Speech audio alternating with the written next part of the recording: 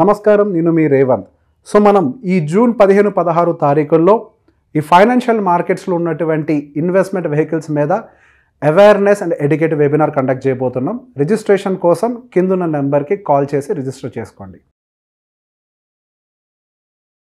నమస్తే, welcome to Suman TV. నేను విష్ణు. ప్రస్తుతంతో పాటు మార్కెట్ అనలిస్ట్ రేవంత్ చలమలా ఉన్నారు. వారితో మాట్లాడదాం. నమస్తే రేవంత్. నమస్తే అండి. రేవంత్, జూన్ 15-16 తేదీల్లో మీరు ఒక వెబినార్ని కండక్ట్ చేయబోతున్నారని కూడా చెప్పారు దీనికి ముందు.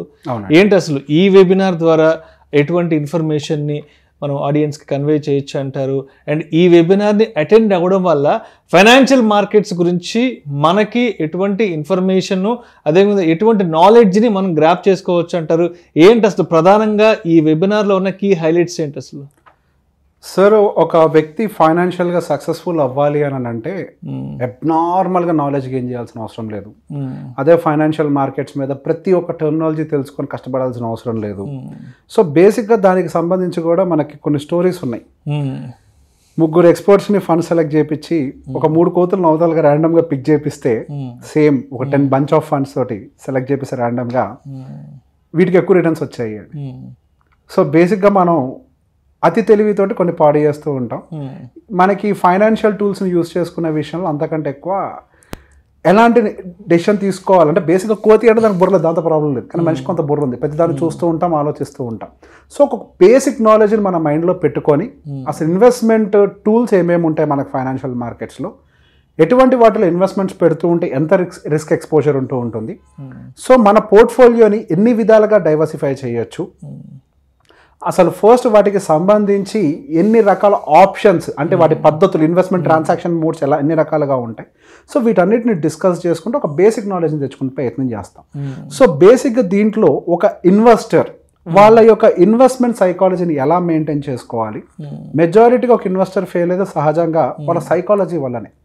It is proven. ఇందాకే చెప్పా, కోతులు కూడా రిటర్న్ జనరేట్ చేస్తాయి, కానీ మనిషి ఎందుకు చేయలేకపోతున్నాడు అని అంటే ఓపిక లేక, పేషెన్స్ లేక, దానికి సంబంధించి అవగాహన నాకు ఏమీ లేక, అవగాహన కొద్దిపాటిది కూడా లేనప్పుడు, మన సైకాలజీ బ్యాలెన్స్డ్గా లేనప్పుడు ఇట్లా అమ్మేస్తాం. ప్రాఫిట్ వచ్చినా అలానే అమ్మేస్తాం, లాస్ వచ్చినా అలానే అమ్మేస్తాం. సో అటువంటి సిచ్యువేషన్స్లో మనం ఎలా బిహేవ్ చేయాలి, మనం ఎలా ఆ పర్టికులర్ ఇన్వెస్ట్మెంట్ వెహికల్కి సంబంధించి అసలు రియల్గా ప్రాబ్లం ఉందా, లేకపోతే అదొక టెంపరీ ఫ్లక్చువేషనా, part and parcel of the market volatility అన్న విషయాన్ని ఎలా అర్థం చేసుకోవాలి. సో బేసిక్గా ఏవైతే మనకి మేజర్గా ఒక ఇన్వెస్టర్ని ట్రబుల్కి గురి చేస్తూ ఉంటాయో, అందరికీ తెలుసు మ్యూచువల్ ఫండ్లో పెట్టుబడి పెడితే డబ్బులు వస్తాయి, అందరికీ తెలుసు షేర్లు కొనుక్కోవాలి. కానీ ఇక్కడ మేజర్ ప్రాబ్లం ఏంటి అని అంటే, మ్యూచువల్ ఫండ్లో డబ్బులు పెట్టాలని తెలుసు కానీ దేనికి ఎంత డైవర్సిఫై చేయాలన్నది ఎవరికి తెలియదు. ఆ డైవర్సిఫికేషన్ అండ్ అలోకేషన్ తెలియదు, ఎన్ని రకాల సెక్టార్స్ ఉంటాయో తెలియదు. మనకి సెబీ కేటగరైజేషన్స్ దాదాపు 36 కేటగిరీస్ ఉన్నాయి. ఆ 36 కేటగిరీస్ని ఎఫెక్టివ్గా ఎలా వాడుకోవాలో తెలియదు. ఎన్పిఎస్ ఉంది, ఎన్పిఎస్ ఎఫెక్టివ్గా వర్క్ చేస్తుందని అందరికీ తెలుసు. ఆల్మోస్ట్ ఈక్వల్ టు మ్యూచువల్ ఫండ్స్కి డెలివర్ చేసే కెపాసిటీ ఉంది అని తెలిసినప్పటికీ యాక్చువల్గా చాలా మందికి తెలియదు అది equal to mutual funds perform చేస్తూ ఉంటుంది అని. సో దాంట్లో అలోకేషన్స్ ఎలా చేసుకోవాలో తెలియదు. వాటికి సంబంధించి మనకి అందులో టైర్ 1, టైర్ 2 ఉంటుంది. ఆ టైర్ 1 అంటే ఏంటి, టైర్ 2 అంటే ఏంటి, ఏ ఇన్స్ట్రుమెంట్ దేనికోసం వాడుకోవాలో తెలియదు. అండ్ అదే విధంగా మనకి డెప్ట్ బేస్ ఫిక్స్డ్ ఇన్కమ్స్ ఉంటాయి. ఆ ఫిక్స్డ్ ఇన్కమ్లో అందరికీ తెలిసింది బై డిఫాల్ట్గా ఎఫ్డీస్ ఒకటే, అంటే ఫిక్స్డ్ డిపాజిట్స్. అంతమించి అదర్ బెటర్ దాన్ ఎఫ్డీ ఇచ్చేటువంటి ఫిక్స్డ్ ఇన్కమ్ టూల్స్ ఉన్నాయన్న విషయం కూడా తెలియదు. ఎన్ని రకాల బాండ్స్ ఉంటాయో తెలియదు, ఆ బాండ్స్ ఎలా రిటర్న్స్ జనరేట్ చేస్తాయో తెలియదు. సో బేసిక్ అన్నిటి గురించి ఒక overview. So based on the risk appetite, so that first మీకు అసలు ఏమేమి టూల్స్ ఉన్నాయి, ఆ టూల్స్ ఎలా పనిచేస్తుంటాయి, అసలు వాటిలో ఉన్నటువంటి రిస్క్ ఏంటి, అడ్వాంటేజెస్ ఏంటి అని కనుక మీకు అవగాహన వస్తే దెన్ అప్పుడు మీకు ఏదైతే మీరు డిసైడ్ చేసుకోవచ్చు. అవగాహన లేక పిక్ చేశారనుకోండి, జరిగే పొరపాటు కొంచెం పెద్ద ఎత్తున ఉండొచ్చు. అసలు ఫస్ట్ అవగాహన లేకుండా పిక్ చేస్తే దానికి కొంత నేచర్ ఉంటుంది, వాలటాలిటీ అనేది. మనకు బాండ్స్లో వాలటాలిటీ ఉంటుంది అనుకుంటారేమో అందరూ, బాండ్స్లో కూడా కొంత వాలటాలిటీ ఉంటుంది. ఆ విషయం కూడా చాలా మందికి తెలియదు. తెలియక హరిని బాండ్స్లో పెట్టాక డబ్బులు ఎందుకు తగ్గాయని కన్ఫ్యూజ్ కూడా అయ్యే వాళ్ళు చాలా మంది ఉంటారు, దాంట్లోంచి విత్డ్రా అయ్యే వాళ్ళు ఉంటారు. సో బేసిక్గా వాటన్నిటికీ సంబంధించి ఒక ఓవర్వ్యూ.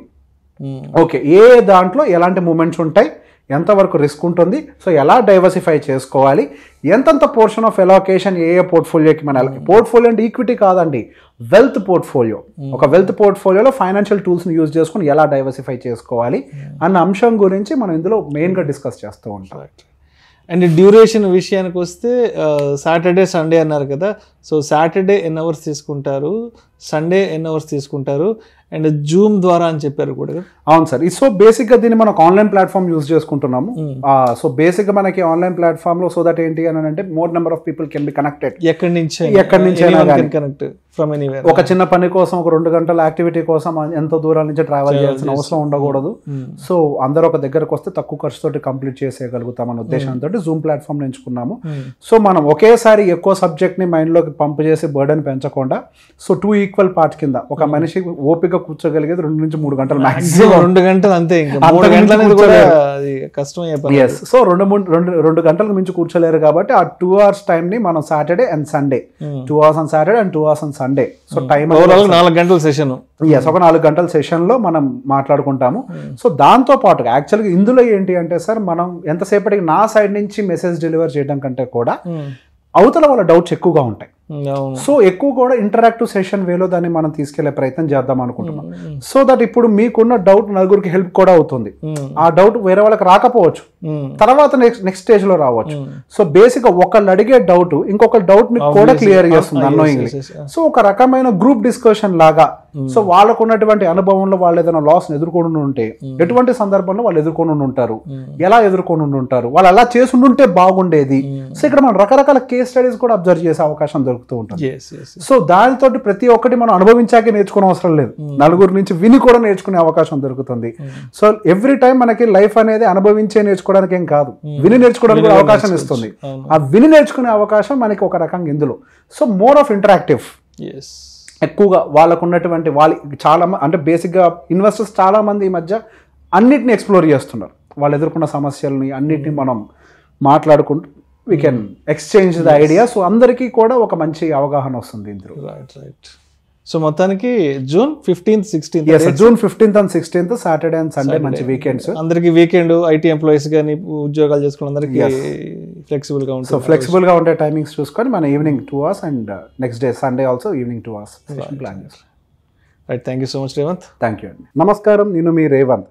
సో మనం ఈ జూన్ 15-16 తారీఖుల్లో ఈ ఫైనాన్షియల్ మార్కెట్స్లో ఉన్నటువంటి ఇన్వెస్ట్మెంట్ వెహికల్స్ మీద awareness and educative webinar conduct చేయబోతున్నాం. రిజిస్ట్రేషన్ కోసం కిందున్న నెంబర్కి కాల్ చేసి రిజిస్టర్ చేసుకోండి. సుమన్ టీవీలో మీ పర్సనల్ అండ్ బిజినెస్ ప్రమోషన్స్ కోసం కింది నెంబర్కి కాంటాక్ట్ చేయండి.